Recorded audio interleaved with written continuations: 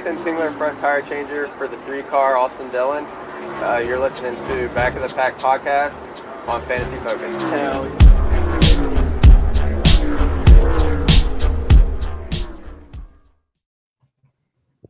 What is up, everyone? Welcome to Back of the Pack podcast, live on Fantasy Focus, brought to you by the original Hooters. Post Alsco 500, headed into the Food City 500 at your favorite track there, Bristol. How you guys doing?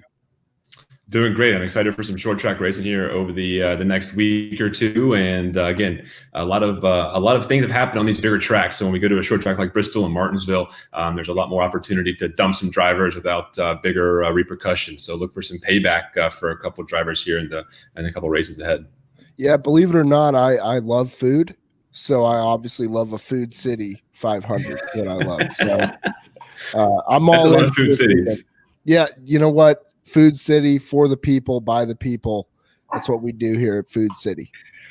Yeah, I mean, I struggled with the name there. The Food City presents the Supermarket Heroes 500. I mean, why do they got to make it so complex? They're still trying to get their sponsors' name out there with showing their respects to the frontline folks. I get it, but they're making it a mouthful. Big props to the frontline workers. There's even the guys and the gals in the supermarkets. They're out there helping us keep on going, and that's really what Food City's doing. But to my understanding, I think Food City's like the regional grocery store there in Tennessee. So good for those guys to help all the frontline workers in the grocery stores. Yep, I love a good mouthful of food. Right, in the city. I love it. Yep. Before we talk about that race, though, and of course we'll get into our DFS picks for Monkey Knife Fight and whatever other platform you're potentially playing on, and of course some of our favorites to win. We need to talk about. Was it Thursday night? It was Thursday night, right? Yeah. My Who won boy, that race? my boy, Chase. Let's go. We had Yes. a lot of people. We were high on him. We were talking him up. Momentum was in his favor. He'd been screwed a few times. So as a fan of Chase, as a fan of NASCAR, I was really excited about it. We didn't do great on the DFS picks. Kyle Busch kind of screwed us over a little bit. There was some others in there. So we were just off on some things, but we were hyping up Chase. So I'm feeling good about it. And I'm feeling good about him headed into Sunday as well. Yeah, Chase is on a hot streak. I mean, Bucky and I were talking before we went live here and saying that Chase could easily have 3 wins out of the first few races that were back here from, post-COVID lockdown. So I look for him and his teammates to be strong. I think Chase Elliott has as good of a shot as anyone to come out of here with another W and continue his hot streak. And that goes for his teammates too. Bowman and Byron and even Jimmy Johnson. They're all in very similar equipment and have the potential to achieve much like their teammates. I'm with you there, Alex. I think Chevy looks good for this upcoming race here tomorrow. I really liked what I saw from Elliott, not just this past race, but in the previous 2 races prior.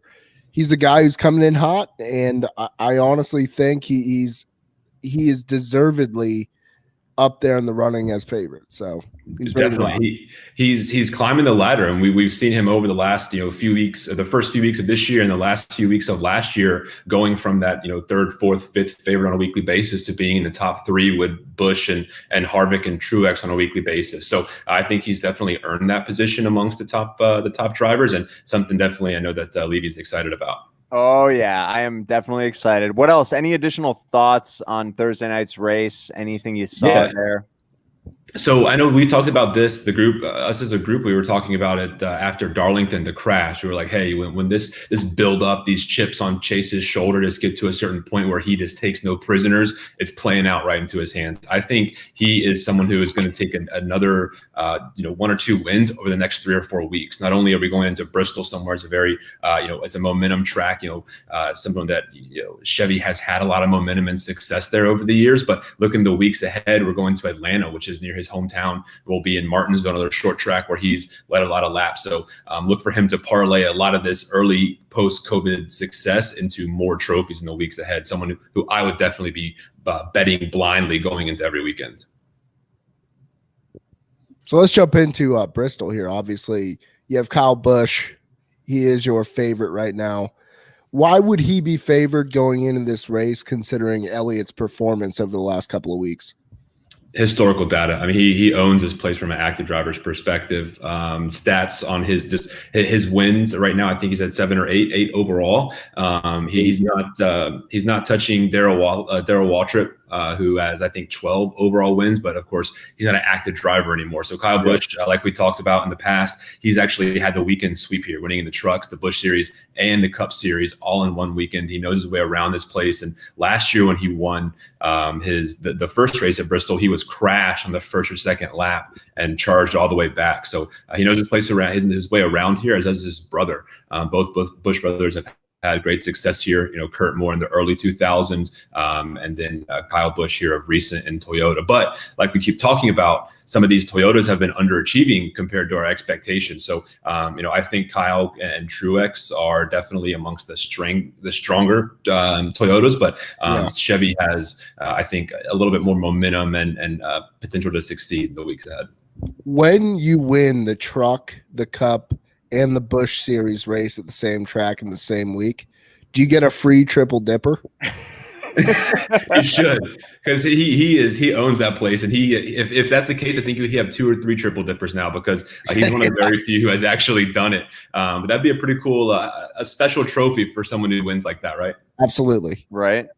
It's kind of odd in NASCAR to see an odd for a winner like at plus 390. I mean, that's pretty much an overwhelming favorite in terms of picking a winner straight up, if that's what you're into in terms of your NASCAR gambling. But and he's been there too. He's been there too the last few weeks, and he hasn't been able to pull it off. So we're playing. I don't know what the next move is going to be. How long does it take for Busch to not win until he falls off the top? Because again, he's had so much success over the last few years, it's hard to take him away as one of the favorites, especially at a track like this. So I think he will eventually fall. Chase Elliott and some of the Chevys will be amongst the favorites in the second half of the season. But until Busch can't show up for a few weeks at a time, he's still going to stay up top. Yeah, I was going to say, he's kind of been like the thorn in our side for the last couple of weeks in terms of DFS and Monkey Knife Fight. I feel like we've been struggling to get it right with him specifically, especially in the 12X special, the Levy bag of donuts, which we'll get into. He's always the guy that's leaving me hanging here. So I'm curious to see where you're going to go headed into this. I'm leaning over due to historical data, but he's just been disappointing lately, Yeah. And I think it's, it's kind of the ebbs and flow of the sport, the things that we really enjoy about it, the differences from week to week. So at some point, Kyle Busch is the guy that like the Jimmy Johnson in the in the early 2000s, where he may have a couple of bad weeks, but he's going to make up for those bad weeks with twice as many good weekends. So if you continue to bet in favor of Kyle Busch, I think you're eventually going to come out on top. Just out of the gate, we may just have a little bit of inconsistency, if you will. Yeah, I mean, I think it's a big momentum thing. Losing that Xfinity race, I think, losing to Briscoe there, that was a massive hit to his ego. Yeah, he's kind of following a little bit right now. Yeah, he lost the bounty too to Chase Elliott, so he's lost a couple of big races, and he cost Chase Elliott a race win more or less. So he's had a lot of stuff on his shoulders. Chase owns his headspace right now. He just absolutely owns Busch. Yeah, free rent all day. He took him into the cleaners in the truck series. Then he follows it up with the momentum, wins big under the lights. Man, I'm jacked up. And if you're telling me Chase Elliott is plus 850 to win, woo!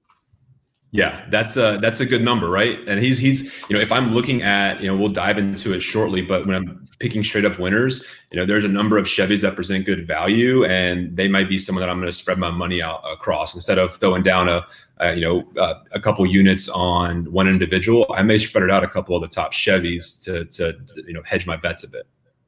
I dig it. Now, talking about Bristol again, this is self-proclaimed. Alex, this is your favorite track? One of them, yes, for sure. Okay. You called it the last grade Coliseum. I need an explanation here. Yes. Yeah. So this is the truly the last grade Coliseum. So if you think of the Coliseum back in the day, it's a very small track with very steep walls and stands. Bristol's the same way. It's a half-mile track in a pit with vertical stands on either side, making it a coliseum. And in the early 2000s and mid 2000s, that place would be packed with 400,000 people. I think it was. It has one of the largest sports attended live events kind of thing record. So it's a huge place in the mountains of Tennessee and northeast corner. But again, the Last Great Coliseum is because it is so vast, it's so loud, it just draws so much attention. And again, it's a beating and banging track, something that I think of when I think of the Coliseum and racing, in the old days with horses and carriages, whatever, the chariot is around it. The chariot, there it is. These guys and gals are beating and banging. There's a lot of trade and paint, a lot of crashes, and there's going to be a lot of hurt feelings. A lot of buzzwords too. Oh, love some trade and paint, man. That's I'm a sucker for a good buzzword. I pander to Bucky and Levy all the time with those. Just keep feeding me, boss. I feel like I saw some banter on Twitter and social media, and just drivers bitching in general about racing here. Do they not look forward to it for whatever reason, or is it just because of they haven't had a chance to get going yet in terms of the season? Why? What's the banter about? Do you like your in-laws or not? And Bristol is the in-laws you do or don't like. It's like, that sometimes you have good outings and you enjoy, their presence during the holidays. Sometimes you don't. For the Kyle Busches, he loves these in-laws because he knows his way around the track. For some of these younger drivers who don't have the consistency and the machines of the others, they hate these in-laws. This is the worst vacation that they could ever go on. And it's a challenge because it is a long race, 500 laps. Even though it's a half-mile track, there's a lot of wear and tear on these vehicles. It's a very challenging track and something that you have to be very proactive with to keep up and be competitive. With it being so tight, is it just nonstop? You got to be on point the entire time. You don't have those little lapses. Exactly. I mean, what they're making laps here in 12 or 13 seconds, going 120 miles an hour on average around a half-mile track, and that's in qualifying. Awesome. Imagine 40 cars on the track. Now it's anywhere from 38 to 40. Previously, it was 43 or more. So these are a lot of cars smushed on a very small track. To give you reference, so a couple of years ago, the Tennessee Volunteers played a football game, I think against Virginia Tech at Bristol. Yep. The football field barely fits in the infield. So If you look at the track, on most tracks that we go to and we visit, the pit road is on the front stretch. Here, the track is so short, the pit roads are split between the front and back stretch. So a lot of confined spaces, but the good thing about that is, there's a lot more beating and banging. It makes for more entertainment, and it's really fun to see the sparks fly and to see these drivers' feelings hurt because, fists are thrown, and that's what creates viewership for NASCAR, and that's what we're out here for, to be advocates for the sport. Is this the location of the famous, I believe it was Logano Busch punch? Ooh, which one? Have there been a few of those? I was like deep down the Twitter holes this week, NASCAR world anyway, and I didn't know this because I wasn't really a NASCAR fan back then when it happened a few years back, and I thought that was pretty entertaining. I enjoyed seeing that. I just didn't know what a hothead Busch has always been. Oh yeah, always. Especially when someone's, dumping him. When someone else dumps him, he expects them to all be nice and polite. But when someone puts their bumper to his, he gets upset and feels like he can, have a hot head and blow up. I mean, there's the best of the best have had hot tempers here, and it's what is so great about this track, and that's why I love it. I love it, dude. All right, so let's talk about some of these other guys that are a little bit further down the line in terms of odds. Keselowski's at plus 1,200, Blaney plus 1,200, Kurt Busch, you mentioned the other Busch brother, plus 1,600. I know Bucky's big on Alex Bowman. He kind of shat the bed for me. I was really high on him on Thursday night. But he's all the way down there at plus 2,200. And rightfully so. I mean, this is a guy who just couldn't finish the past two races. I mean, he was in position, could not get it done in the final phase, and that's what's going to happen to you. Yeah, and there's some kind of differences about maybe how he treated this race, considering he has a win previously. So a win before the playoffs gets you locked in. So he may be putting it out on the line a bit more to get another win because he's already locked in. While I don't think that's a strategy that lasts for a long time, I think really early in the year, if he's going to be aggressive, it's going to pay off in the long run. So while I think that he lacks a bit of the consistency of his teammates, he's a hard charger and will definitely prevail with additional wins from being such a hard-nosed racer. Plus, he's rocking that Chevy. There you go. Heavy Chevy. Who else do you like from a winner standpoint or top three?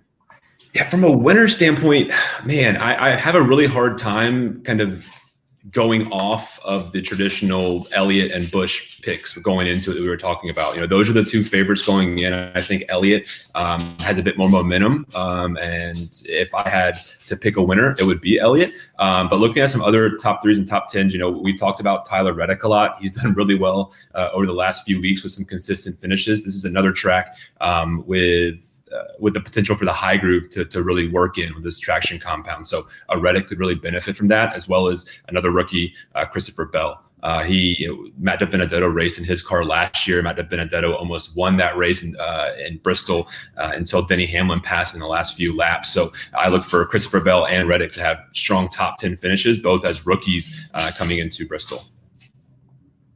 Bucky, anyone else you got your eye on? I only have eyes for my guy, Matt Kenseth. He's going to finish middle of the pack yet again. I mean, I'll tell you what, I got my eye on Denny Hamlin as always. I mean, last week he was in such a shitty starting position and he still came up and finished second. So when Chase Elliott and Denny Hamlin are finishing 1-2, your boy is a happy guy. I'm feeling good about it. I keep talking every week. We're like, look, we just need to start putting money on Hamlin and Elliott to win, and we're going to come out on top. Right, no doubt. All right, Diamond Ninja joining us. Thanks for tuning in, man. Appreciate it. Look out for Matt D. He tends to be pretty good here. I know you just briefly mentioned him there. Any additional thoughts there, Alex? Yeah, spot on there, Diamond. So with Matt DiBenedetto coming out of the Levine family racing car, which now Christopher Bell races, I expect DiBenedetto with his upgrade with the Penske equipment to have a really strong outing. Again, he's in a Ford. There's something about the Fords and the Toyotas that are lacking behind the Chevys, but again, he's in stronger equipment than he was last year. I think that DiBenedetto and Christopher Bell, who is in his old ride, will both overachieve based on expectations. I love it, man. And then we got OS joining us. I know we already talked about Kyle Busch, but if you want to give some quick thoughts on him there as well. Yeah, he's a winner here. We talked about it, 8 wins coming into this weekend, and even 3-peats on all 3 series over one weekend. So he knows his way around this joint. And again, to reinforce this, last year he's crashed early in the race and gone to the back of the pack and had a torn up car and turned out to get a W. So he's someone that's hard to pick against. But if I'm going to pick against him, Elliott's my guy. I love it. All right, you guys ready to get into the good stuff? You ready to get into some monkey knife fight DFS? Let's do it. Certainly. I'm not gonna lie, I had to deposit again for the 3rd week in a row. That's pretty bad, man, because I'm still riding high off our wins a couple of weeks ago. Well, I'm just a true degenerate, and I can't get away from the 12x potential. So I always go for it's like I'm a retired gambler. I don't gamble anymore, but I don't count DFS as gambling because this is a game of skill, right? Yes. So, there you go. Similar to my gambling days, I was always trying to hit that monster parlay. So this is how I look at it. This is like my little fix. I'm only throwing, $10 or whatever on it. So it's no big deal. I'm remaining calm out there, but it's fun. It's fun. Dude, last weekend we had a bad outing, man. It was rough. So I'm still riding the wave from our first monkey knife fight outing. We had a really good, strong start at Darlington. That wave's still carrying me forward. But I hope this weekend our odds and luck will change. We have some good picks for you. Yeah, I didn't publicize it, but I ended up in the green last week. I deterred from your picks, Freeman. It wasn't that I didn't have faith. It's that I just had this boiling pit going that it was telling me how to pick winners. So I went ahead and did that. Well, you might need to be in the center next pod because I need to come out better. Look, I think I have the Levy sack of donuts ready to go. That sounds like a really big sack there, Bucky. I mean, trust me, it's a large stack. It's enlarged. I love it. If you guys have never played Monkey Knife Fight before, you'll see what we're talking about here shortly. And if you want to play along with us, if you use the code FOCUSED when you deposit $50, you'll get $50 for free. Or you can follow the link in the description of this video as well. But essentially, it is more or less in terms of fantasy points. But we'll show you here. I'm going to share my screen. Or head-to-head. I mean, it's a combination of that with head-to-head. And for those that have never played Monkey Knife Fight, look, I was a rookie to this game a few months ago, but I have settled right in, especially on this NASCAR front. It couldn't be simpler in terms of the structure of what you are placing your wager on. And everything is laid out right there in terms of what you're betting, what the return would be. And it is straightforward. I like the fact that it is not convoluted when I go through and look at how they calculate the number of points. It's pretty straightforward. Laps led, finishing position, you're good to go. I'm enjoying our time with this, and I love, there's 8 or 9 different contests you can play in each week. Yep. And it's a different set of drivers with every competition. It's a cool combination of things. So if you haven't checked out Monkey Knife Fight, and this is just as a fan, I really do love playing the thing. It's a lot of fun. And it's great to see the amount of contests and number of drivers continue to increase. So, they've been putting a lot of time into, adding this to their platform. And we really appreciate Monkey Knife Fight adding these new drivers and competitions and just the opportunity to stay engaged with the sport. It's been a blast. Yeah, absolutely. I'm looking forward to this for football season because I'm absolutely going to crush during this. And until then, I will continue to learn and tail you guys. Oh, Bucky, not me. All right. So first up here, we got this is called Rapid Fire, I believe. So 3x your buy-in. You buy in for $10. You're gonna get $30 in return. You just have to go 2 for 2. Sounds easy, right? All right, so let's get into it. If you've never played, again, the scoring in terms of fantasy points, you're getting 1/10 of a point for every lap led. If you get first place, 20 points, second place, 19, third place, 18, all the way down to 20th for 1 point. So you need some people to lead laps, essentially, as well. So first one Freeman's got up here, starting in the 7 spot, Kyle Busch versus Joey Logano. Kyle Busch is a 1.5 point fantasy favorite here. Who you got? I'm going with Kyle Busch. This is something that we've picked over the last few weeks. Hasn't panned out just because of the way that the races have ended, and his different troubles from tires to getting involved in other people's crashes. I think this weekend is the one that'll break that trend. Busch has strong prospects here, and again, 500 laps is 260 some miles, but that means there's more opportunity to lead laps, and that's reflected in a number of these points. So if this was a larger racetrack, I would expect Busch's number to be a little bit, when it comes to a more or less, probably in that 17, 18 range. Now it's probably in the 19.5 range. So I expect him to have a number of laps led and definitely beat out Joey Logano by a number of positions. All right, I love it. Any additional thoughts over there, Bucky? No, I'm with you on that line of thinking, although I do think Joey could come out and put it up with Kyle. It just depends which Kyle we get. Yeah, that's true. And he has 2 wins this year, in Logano. His win total does not match his name. He's been very fast when it comes to race day. He's been not able to close the deal over the past few weeks. So again, I think it's within reason to think they're both going to have strong days, but I think Busch is going to prevail at a racetrack he's had a ton of success at. Yep. It's hard to bet against Busch right now, or this weekend, I should say, not right now, because he has been disappointing. He's been the dagger to me lately. That it's making me hate him even more. It's the dumb paint on the car, man. I mean, let's just call a spade a spade. You don't like them fudge M&Ms there, Bucky? Get the peanut M&Ms back, or yeah. Like, come on, man. That's a joke. It really is. It's tough to look at. It looks like a strawberry daiquiri. I don't need that shit. A virgin strawberry daiquiri. Of course, a Shirley Temple. There you go. Oh, man, I love it. All right, so the second part here, we're definitely going Busch minus 1.5 over Joey Logano. Slowy Logano, as I like to call him. Oh, come on, man. Don't. You know what? I think I'm just going to have to raise the Logano flag for this podcast. I'm going to have to do it at some point. It's not going to be today. I'm but just sorry. mark it down. Put it in your whatever Apple calendars. I got the Google. Dude, he's overrated, man. I hear so much about this Logano guy. He's overrated. You're gonna eat those worms I know. when I raise the flag. I know. T-shirt sales to the roof. All right, You look good in yellow, Bucky. It's gonna be Logano is a lie, is what it's gonna say. It's gonna be my entire marketing campaign. I love it. Yeah. Back of the pack T-shirts coming soon. Chase Elliott versus Kevin Harvick. Elliott, a 1.5 point favorite. I think Busch and Elliott are the strongest ones going into this. I'm more confident that Elliott will walk away here with a W than I am for Busch, but I think they'll both have very strong outings. If they have cars even close to where they've been over the past year at this track, they both are going to lead a number of laps to pad that score. So look for these guys to have very strong top 5 finishes in a situation like this with laps led to achieve those Ws. I'm going to disagree here.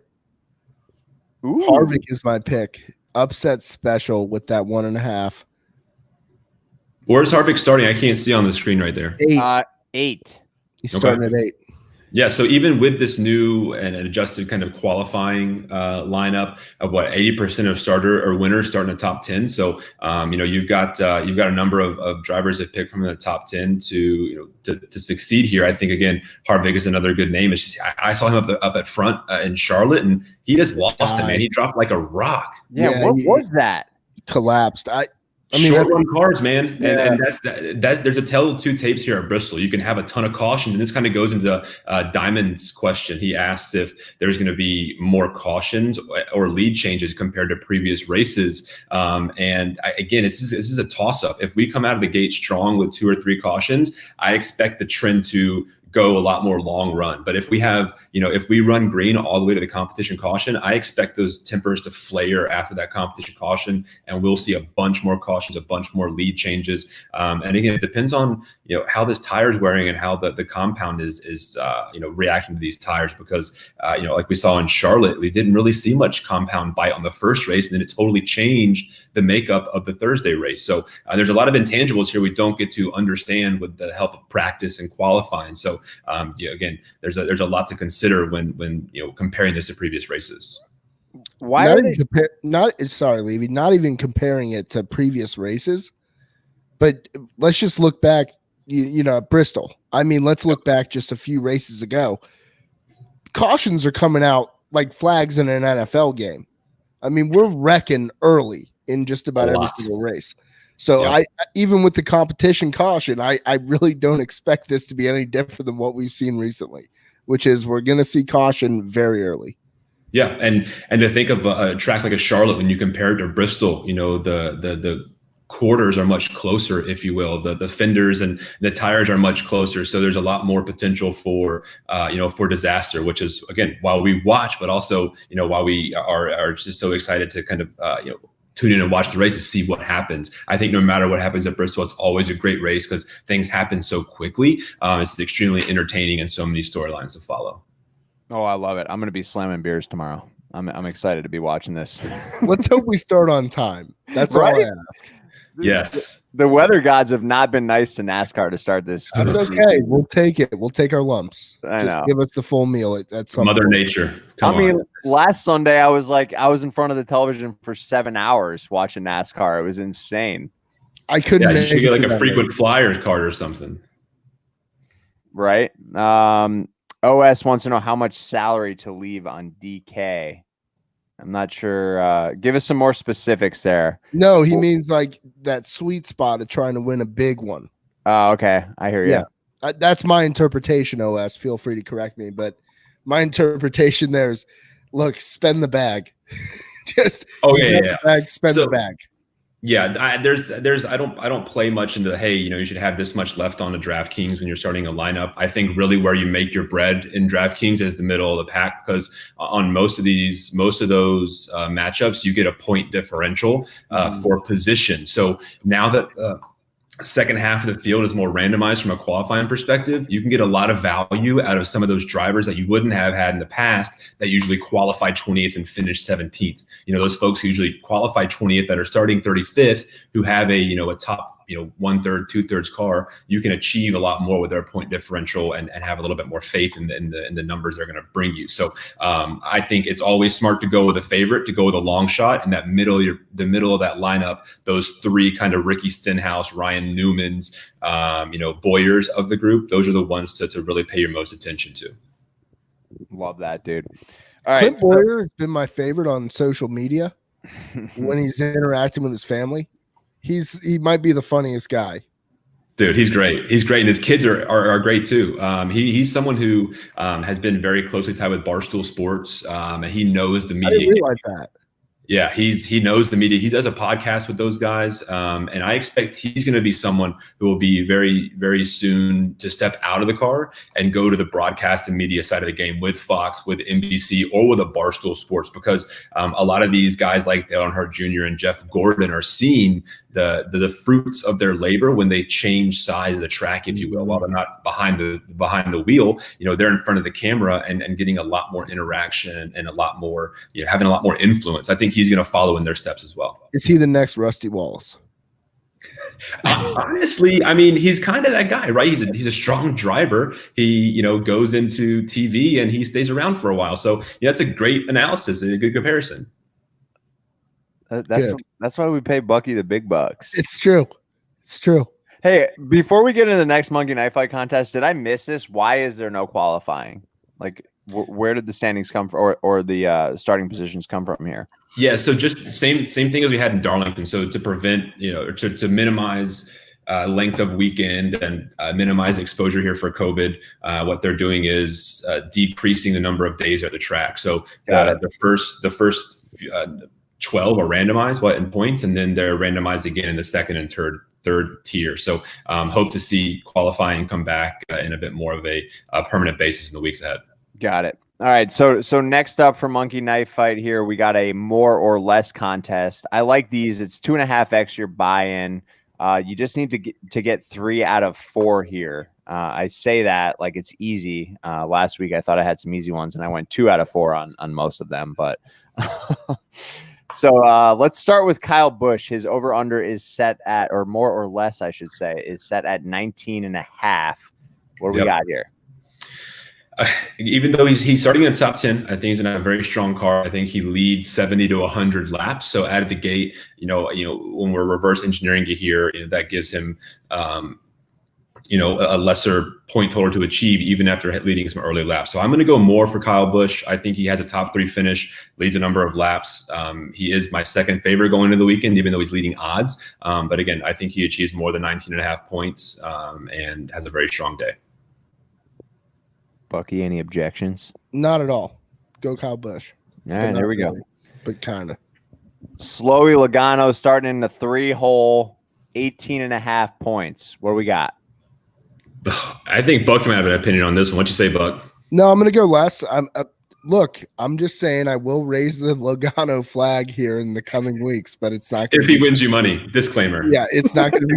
Yes, by me betting him less, if he wins me money, I will raise the flag by betting less, making money, Monkey Knife Fight, put it all in the jar, save it for a rainy day. That's what I'm doing here. So I'm with you here. Less on Logano. I love it. If you guys are just tuning in, make sure you hit that like button and subscribe if you're just coming across our channel for the first time. Again, we're talking right now about the more or less 2.5x your buy-in. Just need to get 3 out of 4. So far we have Kyle Busch at more than 19.5 points. Slowy Logano less than 18.5 points. Chase Elliott, you guys better be saying more at 17.5. This is a freebie, 17.5. They have Logano at 18.5. I mean, Chase is over here going to score like 27 points. So more for Chase. Let's go. I'll agree with that. All right, and to wrap it up here, I feel like this is pretty easy. I know what Bucky's going to say, but I'm curious to see what you're going to say here, Freeman.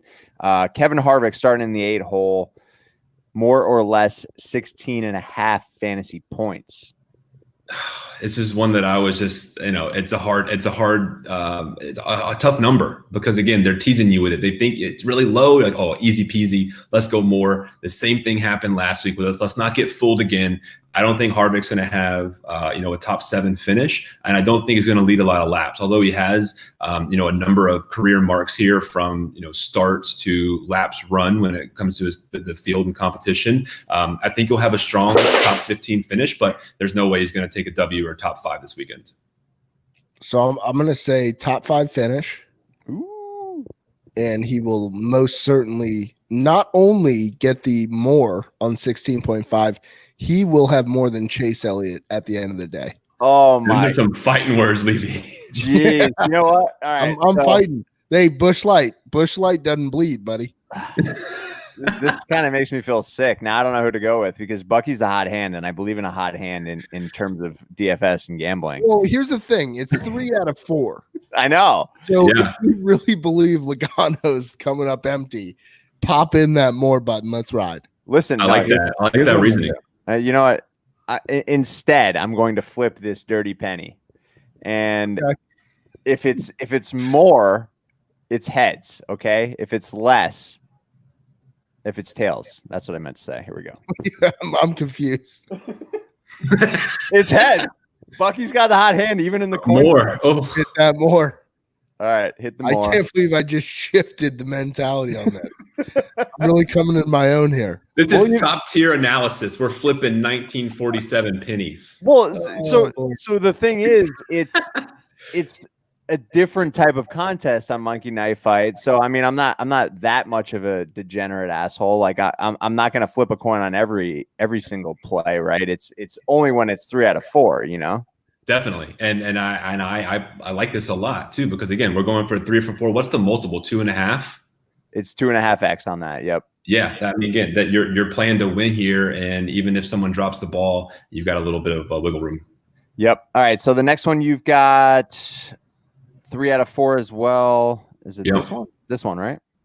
That's the one. All right. So we're going to go rapid fire, 2x your buy-in. You need to get 3 out of 4 again. So we got Kyle Busch versus Logano. Busch is a 1.5 point favorite. I believe we took Busch minus 1.5, correct? Busch. Yep. All right. So Chase and Harvick. Yeah. This is the one where Bucky and Freeman differ. Go with Freeman here. All right. What I'm going to go with. It's going to be 2 versus 1 when this matchup, and if we're going to be in favor of Chase, I think if Levy's going to stay true to his colors. Sure, dude, I will never ever leave Chase's side. Let's go for it. I just feel so good about that beautiful water running down that bumbling brook there. The Busch Light commercials. It makes me feel very pleasant. So I'm gonna feel nice and warm inside. Listen, top-notch analysis doesn't come cheap, okay, Freeman? Busch Light commercials. I love it. I'm looking ahead here. I'm getting nervous because I see Denny and Bowman, and I like both those guys. But these are some hard picks. These are Truex and Keselowski though. So like Keselowski's on. He's been just around. He won the first race at Charlotte. He won the 600 for the first time in his career. He's in a contract year. Penske's already talking about. We're already working on something to make something beneficial for both sides. I think both Truex and Keselowski are gonna be between 5 and 8 all night, but it's gonna be who picks the right groove on that last restart is going to determine it. Because if you start in the wrong position at Bristol in that last restart with 3 laps to go, you can drop like a rock, just like you can at Darlington. So a lot of what we're talking about is going to be decided on the last lap. I think that Truex prevails, but look for these guys to be bumper to bumper, door to door all night long. This is the utter definition of a rotten penny coin flip. Yes. Wait, so what are we doing here? Who are we going with? No. I think Truex, just because I've got Truex, Yeah, but if it's one of those toss-ups where they're going to be so close together all night, and if Truex starts on the outside and Keselowski starts on the inside with the green-white checkered, again, it's the rusty penny toss-up. Hey, look, you got 0.5 here with Truex, so I'll take any sort of pointage I can get there. Yeah, I hear. I guess my only hesitation, just to play devil's advocate here, is the laps led is pretty clutch here, and Keselowski's starting in the 1 hole. Like, what if he comes out and he leads the first 100 laps? Yeah. It's all about leading the last 100 there, Levy. I know. Last time I checked, when Rubbin's racing, man. Well, again, we have a little bit of wiggle room here with a 3 for 4. So what happened last week? Did Keselowski started from the he didn't start from the pole, but Bowman started from the pole. Mm-hmm. Bowman and Byron, and neither one of those guys, led the first lap in the second Charlotte race. So I think the person who gets the whole shot is definitely going to lead a few laps. So the Keselowski pick, that plus half point differential could be taken over very quickly before the competition caution.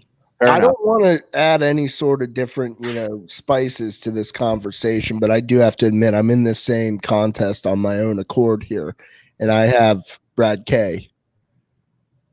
So I'm just putting it out there.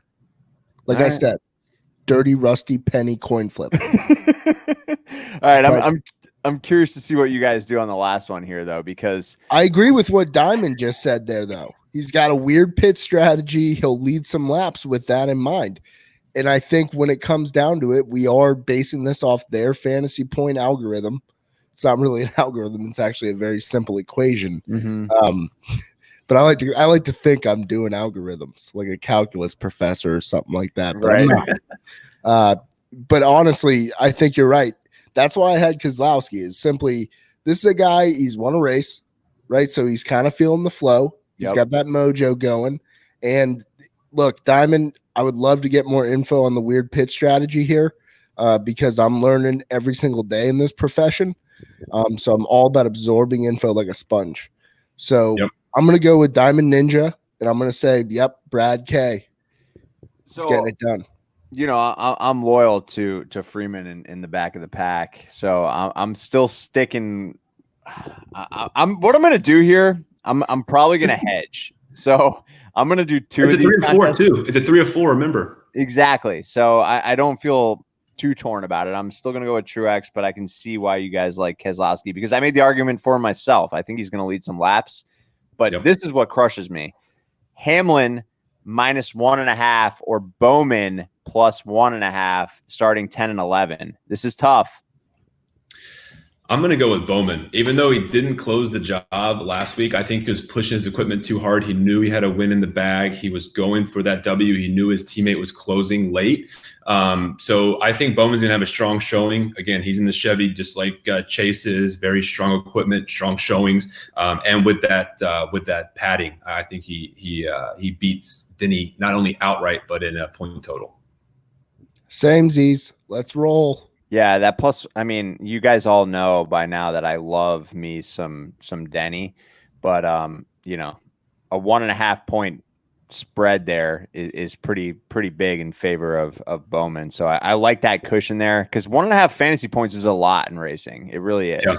That's especially when you're starting, that deep in the top 10 or even outside the top 10. That's what 15 laps led. While this race is 500 laps, 260 some odd miles. I expect 3 or 4 drivers to dominate those lap lead category, and I think Kyle Busch and Chase Elliott will be 2 of them. The other 2 are TBD. But again, I think Keselowski is someone after we've talked about it that can really rack up some points in the laps led. But don't be surprised if someone pulls a Brad K-esque strategy move and plays, the contrary play to get out in front of him. And to look back at some of the questions that we have, some of the other viewers talking about, someone that Bucky and I have been high on, as well as Levy, is Jones.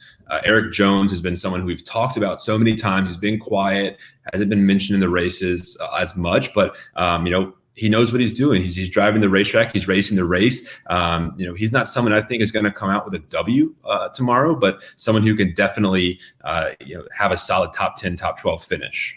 I think he's one of those, the cream and the Oreo you were talking about, the middle, the stuff for your DK lineup. I love E. Jones. Yes. Look, I respect any man that spells Eric with a K. That's one of the things I live my life by. So I'm going to latch my wagon to that number 20 car and just let it ride. I like it. And again, he's been a sleeper. We always talk about people being due. I think he's one of those guys who is kind of itching for a win. He has a number of wins under his belt in his career at very challenging racetracks. He can be at the right place at the right time and sneak out with a good finish. And along the same lines here, OS asked a question about Michael McDowell. Michael McDowell, someone we've talked about at a lot of tracks that like the super speedways to come in and sneak in with a very consistent finish. He's actually one of the few drivers that has not finished a race at Bristol on the lead lap in his career. So he may be someone that I would steer clear of at a race like this, just because he has not had much success in staying on the lead lap with the front runners. Yeah, I dig that. And I like Jones as well, especially in DraftKings, because a less popular driver like an Eric Jones is not going to be featured on a site like Monkey Knife Fight. But, for a site like DraftKings, you can get Eric Jones for $7K. So he's one of those guys that's a really good value. I was looking through it real quick as well. Another guy who's historically done well is Kurt Busch, 8,300. That's a pretty good price tag for him as well. Yeah. Kurt Busch has been the guy that we always get some sneaky top 3 and top 5 wins with. And he's someone that is just, again, he owned this place before his brother was a mainstay in the sport in the early 2000s, in that 97 black, dark Sharpie car. It is burning in my brain as a kid coming up in NASCAR and seeing Kurt Busch win that race. So, I think he, again, is someone who presents some very strong value going into the weekend. For sure. And some of those other guys in that range, just while we're talking about DraftKings real quick, so De Benedetto is also 7,100. Ryan Newman, 6,800. Another guy that's been racing pretty well is Almirola, 6,700. I kind of like that price tag. Pretty cheap. What about Christopher Bell? Bell is 7,300, so right in that same range. Yeah, I like the Bells. I like the Reddicks, the Benedettos. But think that a lot of your competition are probably going to have a very similar, middle. So trying to be contradictory on one of the picks, if the meat of your lineup is going to be a Bell and a De Benedetto, a lot of individuals are going to have the Jones and the Boyers in that stuff as well, as Bucky said. So try to be contradict the norm. That's how you're going to really win on the DraftKings of the world. Yeah, no doubt. All right, shall we get into the finale here? The Levy bag of donuts, the special, the 12X you're buying, the thing that I blow my bankroll on every single week. Oof, get me excited. I haven't even picked this one yet, so we're going to pick it live. We're going to pick this live. All right. I only have $5 left after I've been so hyped up on this. So I'm only 5 to win 6 years. Great odds. Let's roll. Great odds. All right, I'm into it. So I'm going to pull it up here again, Monkey Knife Fight. If you've never played before, if you're just joining us, make sure you use code FOCUSED and you'll get a $50 bonus when you deposit 50, or you can use the link. So let's get into it. So Kyle Busch, we're going to stick with more. Again, like this is what kills me. If he goes out there and shits the bed tomorrow on Sunday, my whole freaking Monkey Knife Fight account is goosed, so let's go. Go less. Risk it for the biscuit. That's it. Let's go. That's Aryan style. All right. So what are we going to Coach Bruce? Oh yeah. Yeah, I'm a great guy. No risk it, no biscuit. I'm not going to shy away from, I'm just saying, I'm somewhat being an idiot, but that's what gambling's all about, right? You gotta, if you're feeling confident in a guy and the history and the numbers are there, I'm not going to hedge on this one. I'm going all in. Let's go. Then let's stick to it. Then I'm going to go less on Joey there. I don't know what Bucky's going to say about that one, but I'm thinking less. I just don't think that he's going to pull it out. I'm not even going to weigh in on what I have in my personal one. I want this to be a joint effort. I agree with Les for Mr. Joseph Logano. All right. And we're staying with the hot hand and Chase, right? We're going to go over 17.5 fantasy points. I believe so. I think we're kind of playing the hot hand a little bit too hard. I'd go less. Consensus. I think he pulls off 2 wins here back to back. So it should be 3. It should be 3 or 4. It should be. Yeah, it should be a lot more than this. I mean, you just there's drivers who have won 2, 3, and 4 races in a row here. When sometimes you're dropping dimes, and I think Elliott's definitely on that track. So, are you saying this is going to be a Busch Elliott grudge match to the very end? If it is, I think Elliott has the leverage to dump him into the corner. So I think Elliott has the faster car, but he also has the chip to be able to dump him if he needs to. That's great. And you know what else is great? Look at that sunset behind you there, Freeman. My Dude, goodness. I can't stop looking at that, man. Like, Yeah. it looks like you're in a news studio over there. Yeah. Yeah, it's not a green screen, I promise. Good morning, Chicago. Oh man, That's I love it. It is. It really is. I'm having a hard time focusing over here. I'm just looking. Yeah, I mean, it's like I'm looking at a blueberry patch out there. I want to eat the whole background. Storm's rolling or something. I don't know. It's getting a little scary out there. I love it. All right, so we got two more. So we're going over on Kyle Busch. We're going under on Logano. We're going over on Elliott, Bucky, because I can't go against my boy. Because this is a 5 for 5, I'm going to say go less on Harvick. Okay. Yeah. Freeman, you on What board are you with thinking that? about Truex? I'm on board with that. I think 15. That's 15 and a half points. Yeah, for Truex. Mm-hmm. I'm going That's the less least. there. Where's he starting? What's that say? He is starting at 5. 5. Oh, that's the inside starting line. He could drop here pretty quick. I mean, he could be 10th or 12th before the second or third lap. It's another tease. 15 and a half points for a Truex is like, hey, come and get your dollar. You can't get it, kind of thing. Let's go with less. I'm gonna stick with less on Truex. Just again, not as much success the recent handling cars, but yes, had not had the speed. All right, I'm in, obviously. So 5 to win 60 there. I love it. I mean, it's just the odds are so good, you know. And then we retire and we never have to do this again. That's it. That's it, man. That's All the right. game plan. You got any other last words of wisdom for people, you know, that are gambling or playing DFS on Bristol on Sunday? And this is an awesome race. Enjoy it. Again, we're back to racing. A lot more racing ahead in the next few weeks, but we do not have a race on Wednesday. So look for the race and the information that we learn this weekend to carry over to some other short tracks in the weeks ahead. And these tracks will also have a big play in the playoffs. So a lot of the information that we're going to learn over the next few weeks will be very utilitarian and when we are betting in the second half of the year in the playoffs. So we're gathering our information now to be smarter in the future. So peel your eyes and take a look at who's really strong and who has those biggest deltas from start to finish to really have much success going into the rest of the year. So you guys both have Chase Elliott winning this race. Yep. Oh, dude, I have him winning every race.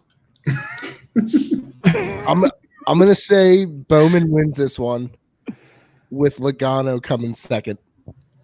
Oh, you just want to poke on at that wound. We're calling Bowman out, right? He wasn't finishing the game or finishing the race. Again, he's got a strong car. He's racing very similar equipment to Elliott. They both have really good shots. I think that's a great call. Look, the goal in Major League Baseball for a starting pitcher, at least in old times, it's kind of changed with the opener and whatever, is to go 6 innings, right? We need Bowman to go 6 innings. But when he has been riding like the first, second, third, fourth inning, he looks great out there. And the car looks great. So I'm going to say Bowman wins. I think the Chevy will prevail again.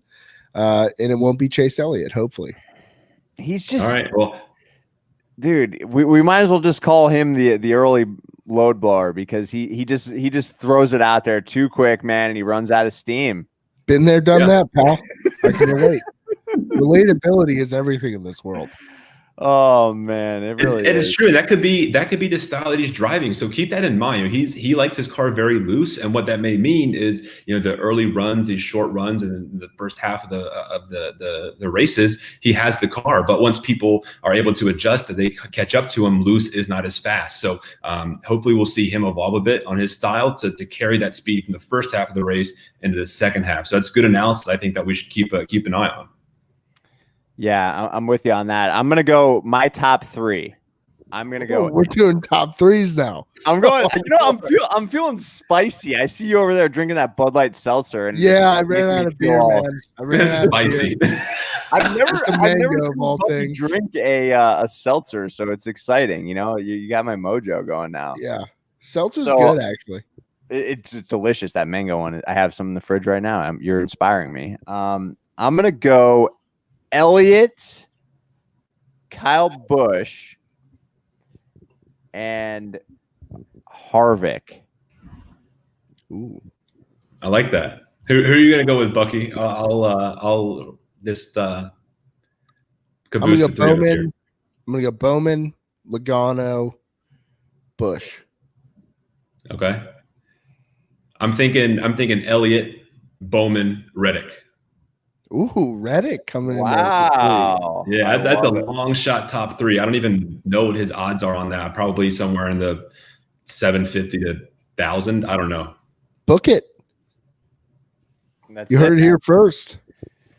I am disappointed that we don't have a race on Wednesday night. I'm getting used to the racing under the lights, but we will be live again some point next week. We'll let you guys know on social media. So make sure you're following us back at BackOTPack on Instagram and on Twitter, and on you can find at Fantasy Focused as well. It has been fun. Thanks for tuning in. As always, make sure you guys are subscribing and liking all that good stuff, and check out our podcasts anywhere you can find podcasts. Good luck in the Food City 500. I'm not even going to say the whole name. At Bristol, I'm excited. Enjoy it, guys. Yeah, thanks for checking out. Insert buzzword here. Goodbye.